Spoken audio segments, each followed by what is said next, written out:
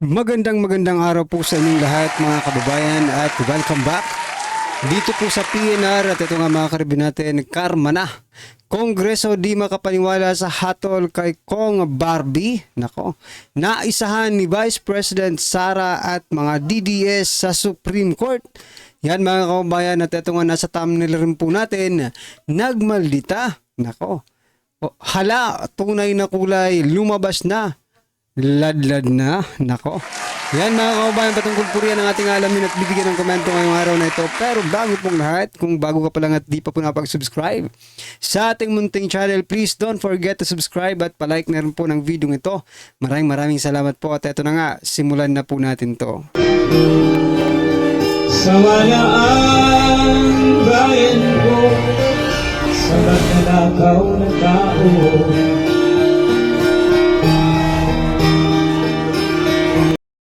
So yan mga kababayan, bago po natin muling i-play ang video ito, eto mga karibin natin, i-share ko lang po sa inyo kasi si President Bongbong Marcos Jr. mga kababayan ay nag-inspect, no?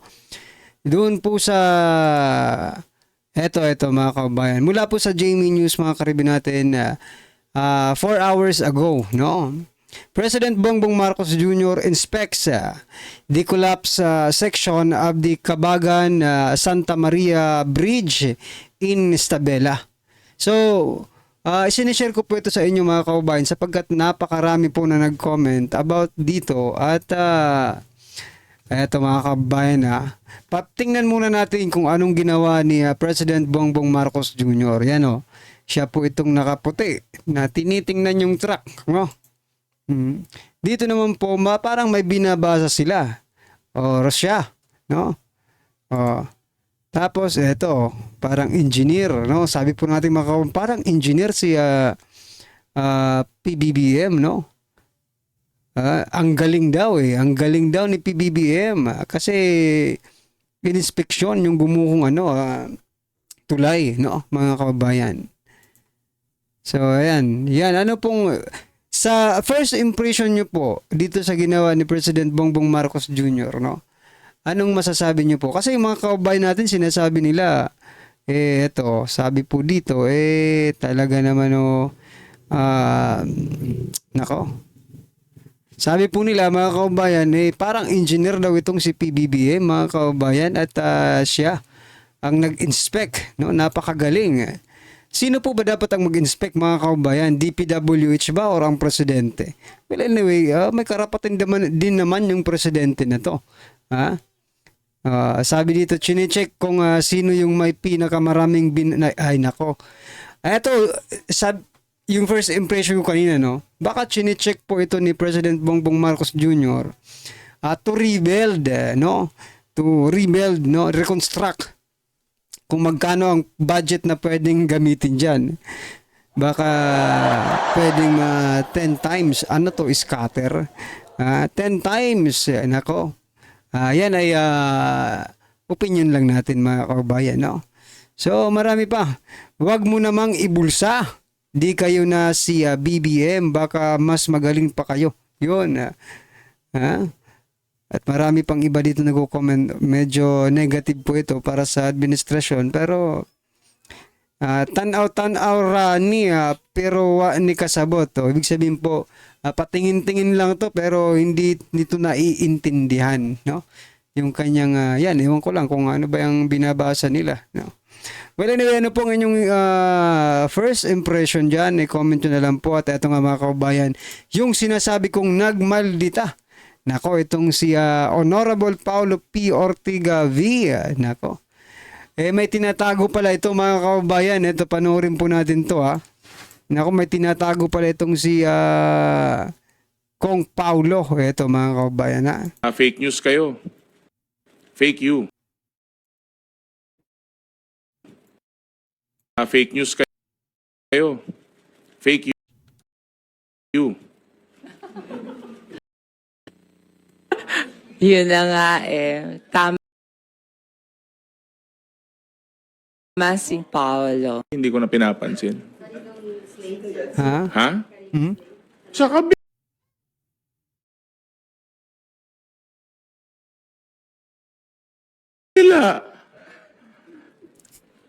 Sus naman. Grabe. Talaga. Hindi, pero ano kasi, hindi naman, parang dinidisguise kasi nila, puro sila bato ng Diyos.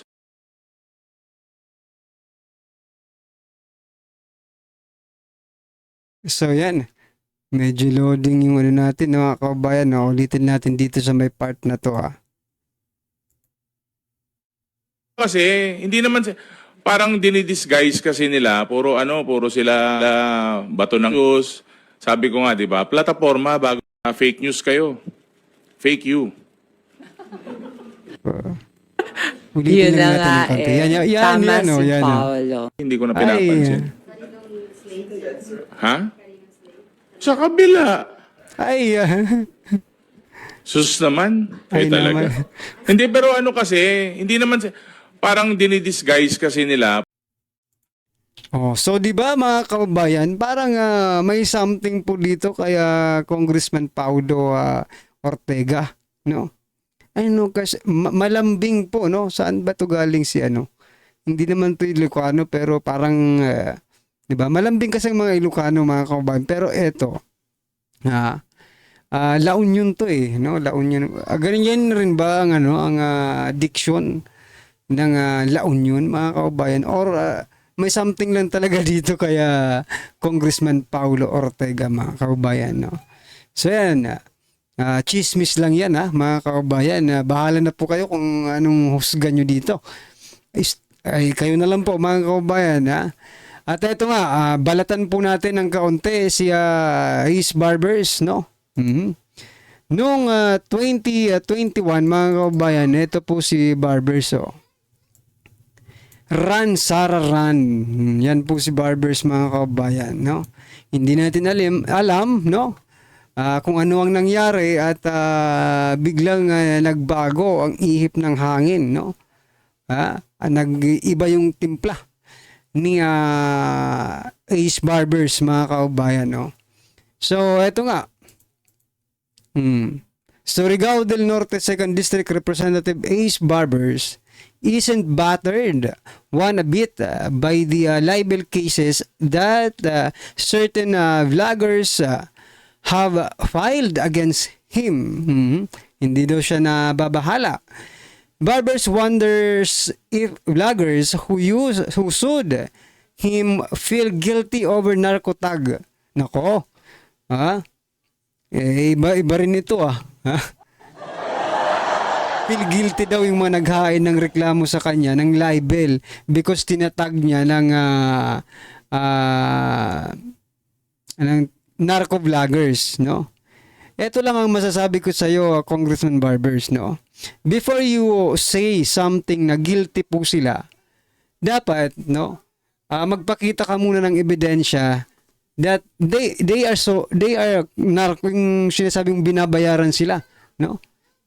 Yan, narco vloggers at pogo vloggers, di ba?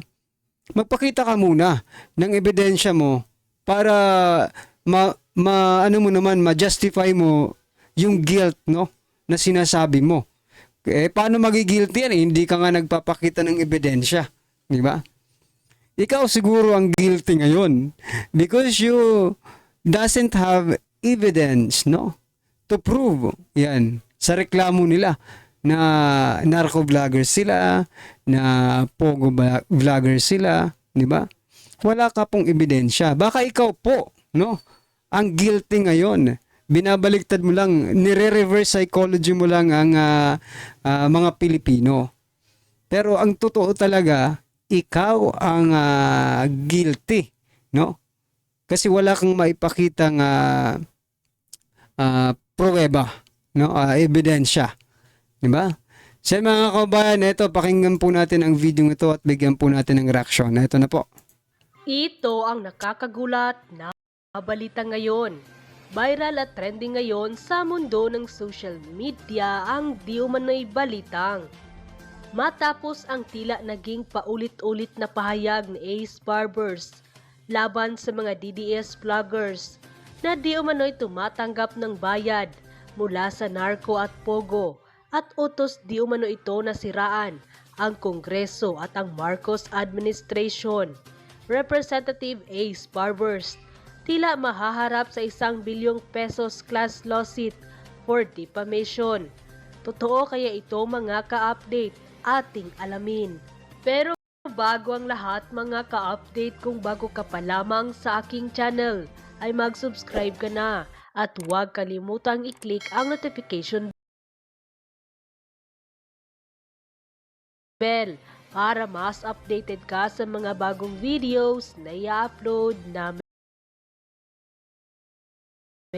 At ito na nga mga ka-update, kamakailan lamang nagkaroon ng pagdinig ang Kongreso, Joint Committee, Committees on Public Order and Safety, Information and Communication Technology, and Public Information patungkol sa di umano'y paglaganap ng fake news.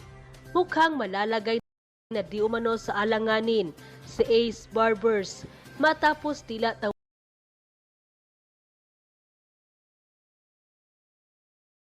tawaging narco at pogo vloggers ang mga DDS vloggers na naimbitahan sa kanilang isinagawang pagdinig sa House of Representatives. Matapos ang tila naging paulit-ulit na pahayag ni Ace Barbers laban sa mga DDS vloggers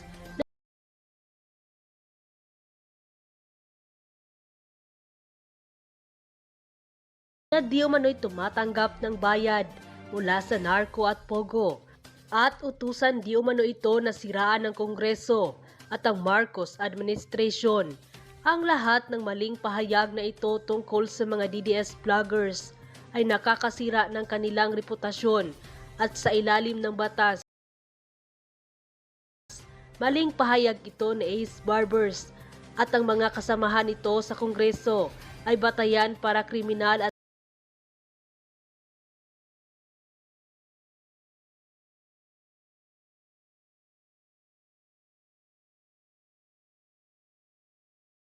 So yan mga kaumbayan, medyo nagka-problema tayo. Ano? Teka lang, ayusin po natin to. civil na demanda. Okay. Ayon pa sa post ni Flat Check, and I quote, "Good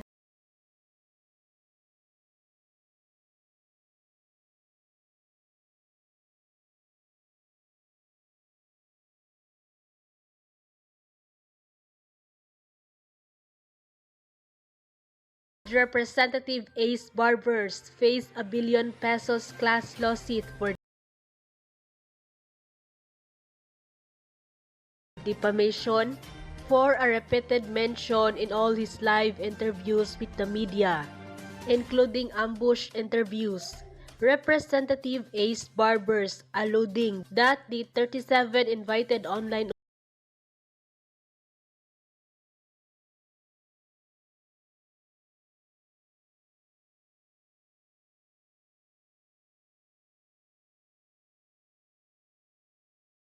opinion writers are narco and pogo vloggers without an iota of proof, had already committed libel and slander, known broadly as defamation, were in his statement about the 37 online opinion writers are unfounded, resulting to harming their reputation. Barbers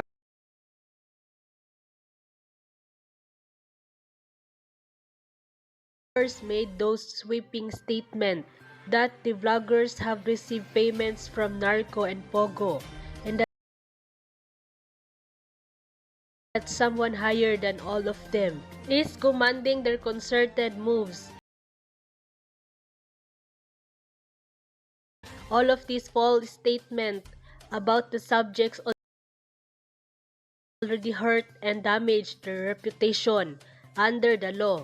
Both are grounds for a criminal and civil lawsuits. In his desperation to get their appearance at the TRICOM hearing, Ace Barbers had made repeated sweeping statements, hoping to get back at them for allegedly calling him drug lord, when none of the said bloggers really called him as such. If there ever is, he could have filed charges against them instead. Technically, All the 37 online opinion writers can sue and filed a class lawsuit against barbers because their reputation were heavily damaged due to barbers' libelous statement, resulting in financial loss suffered as a result of their loss of reputation. These 37 opinion writers are not even bloggers because they are doctors, lawyers, entrepreneurs, journalists, and creative professionals. Tarnishing their person's reputation may result in them diminishing their ability to work or get potential work opportunities due to damage to their reputation as a result of the slanderous statement made by ace barbers, depriving them of work opportunities they could request for financial damages as well. This is what we had been harping to you, Representative Ace Barbers, Don Fernandez, Stephen Paduano, Benny Abante, and all TRICOM panelists. The most you could do is terminate your TRICOM hearing and stop threatening resource person and simply just work with your invited speakers, resource persons, so you can amicably create new legislation using their experience as resource information.